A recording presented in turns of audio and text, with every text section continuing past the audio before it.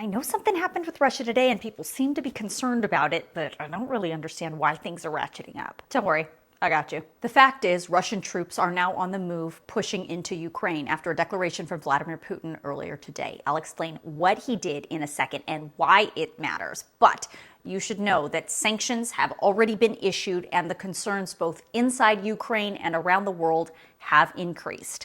But the word invasion has not yet been used by the United States or Ukraine yet.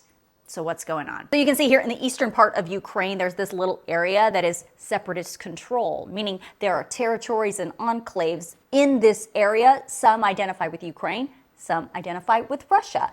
But these two places right here both identify with Russia. And today, President Putin signed a proclamation declaring these two areas independent republics, even though they technically are within the borders of Ukraine. Now that's problematic because back in 2014 and 15, Russia and Ukraine agreed on what's known as the Minsk peace deal. It included, at the time, a ceasefire and then a more detailed plan brokered by France and Germany that said Ukraine would give those same two separatist areas special status and autonomy, but in return, Russia had to give Ukraine its border back and remove forces from the area. Russia continues to deny they even have forces in the area. That's a totally different story.